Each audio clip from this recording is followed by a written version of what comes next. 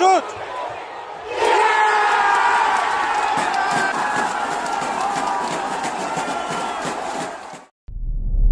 Bagaimana mungkin pemain sehebat ini tidak bermain di tim inti? Itulah yang ingin saya tanyakan. Di bawah Ruben Amorim, entah bagaimana Mainu berubah dari talenta yang menjanjikan menjadi pemain yang terlupakan.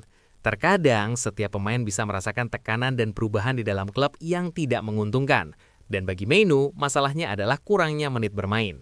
Dan semakin lama itu berlangsung, semakin banyak orang diam-diam melupakan betapa besarnya bakat sebenarnya.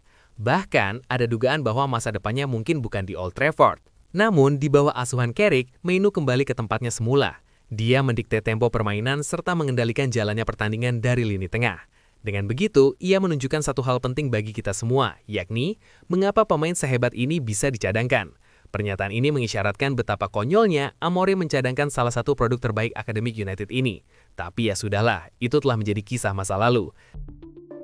Sekarang pertanyaannya adalah, bagaimana Carrick langsung memperbaiki struktur tim dan mengapa Kobbie Mainoo tidak hanya bermain bagus, tapi juga meningkatkan kemampuan setiap pemain MU di lapangan. Jadi, apa sebenarnya yang telah diubah Michael Carrick untuk membuat gelandang ini kembali bersinar? Jawabannya adalah pendekatan Carrick yang mengubah cara tim terhubung di seluruh lapangan dan khususnya itu sempurna untuk Kobbie Mainoo yang cocok dalam peran ini. Ide Carrick jelas. Ia menempatkan pemainnya dekat dengan Mainoo untuk menggerakkan bola dengan bersih dan terstruktur. Tidak semua pemain bisa melakukan ini, dan tidak semua pemain merasa nyaman dengan Mainoo. Tidak hanya rekan setimnya, tetapi juga lawan. Dan di ruang sempit inilah Mainoo berkembang. Ruang-ruang tersebut lebih fleksibel, lebih sulit untuk dihadapi, dan jauh kurang dapat diprediksi. Di bawah asuhan Carrick, meskipun ia bagian dari double pivot itu, nyatanya Mainoo memiliki kebebasan untuk bergerak melebar. Ada tujuan dan niat yang jelas untuk cepat maju ke lapangan dan membuka jalur umpan dengan pilihan yang tersedia di semua arah. Dan posisi yang kompak ini memungkinkan mereka untuk mengeksekusi rotasi yang tajam dan memanipulasi lini belakang lawan. Kita melihat tim United ini sering condong ke satu sisi, membuka ruang di sayap lawan, dan disitulah kualitas umpan Mainoo berperan untuk mengubah jalannya pertandingan. Jadi, dengan United yang awalnya mendominasi sisi kiri, itu membebaskan Diallo di sisi kanan.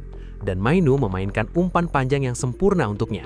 Sesuatu yang tidak dibicarakan banyak orang tentang Mainoo sebenarnya adalah variasi permainannya. Dengan satu bek sayap biasanya tetap lebih dalam, ini memberi mereka keseimbangan ekstra, membangun dukungan dan keamanan struktural ketika mereka kehilangan bola. Anda dapat melihat peta umpan ini dari pertandingan melawan Spurs. Ini adalah jenis posisi yang dia kempati dan koneksi yang ia bangun. Dan peta umpannya melawan Fulham menyoroti hal ini lebih lanjut dengan umpan lebar yang menunjukkan gaya United asuhan Carrick ini. Dengan Mainoo yang berkembang di lini tengah, ia adalah sosok yang berpengaruh saat United melaju ke 4 besar liga. Kobbie Mainoo telah mengingatkan semua orang mengapa dia begitu istimewa, mencetak gol dan assist. Peran itu telah membuka kualitas terbaiknya, gaya bermainnya yang tenang di bawah presi, dan tetap menemukan umpan berikutnya terjemahkan dengan indah di sepertiga akhir lapangan. Terbaru, golnya ke gawang Liverpool memastikan Manchester United mengumpulkan 64 poin dari 35 laga. Yang menggembirakan adalah keserbagunaannya. Dia sudah menunjukkan bahwa dia bisa bermain lebih ke dalam jika diperlukan. Tetapi dengan menempatkannya lebih dekat ke gawang, menambahkan dimensi baru pada serangan United. MU sekarang memiliki seorang teknisi yang bisa menyelinap di antara lini, melakukan kombinasi dengan cepat, dan bahkan menyelesaikan serangan sendiri. Dengan Bruno yang mampu turun untuk membantu membangun permainan, ketepatan waktu dan sentuhan Mainoo di antara lini memberi United jalur lain untuk menembus pertahanan rapat. Hal itu juga dibantu oleh bakat unik Mainoo yang mampu membuat ruang sempit terasa luas. Namun kita tidak pernah melihatnya menggunakan peran itu lagi. Lihatlah betapa bagusnya dia bermain saat melawan City dan Liverpool selama musim di mana United benar-benar berjuang menghindari degradasi. Kobbie Mainoo bukanlah gelandang terbesar atau tercepat, tetapi mengimbanginya dengan kecerdasan dan tekniknya. Dia menjaga bola tetap bergerak, tetap tenang di bawah tekanan, dan jarang melakukan kesalahan.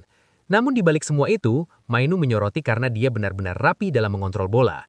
Kini di tangan Carrick, Mainoo dapat diandalkan, dan saya merasa itu sangat penting bagi tim yang berkembang. Dia muda, masih belajar, dan tentu saja dia akan membuat kesalahan di sana-sini, tapi itu normal. Namun yang penting adalah dia tipe pemain yang tepat yang dapat dijadikan pondasi setan merah di masa depan. Go, go, go.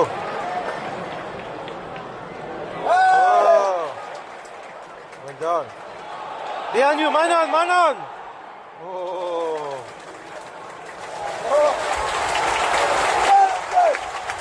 Come on. Manon, go, hey! Come on, boy. Come on, boy.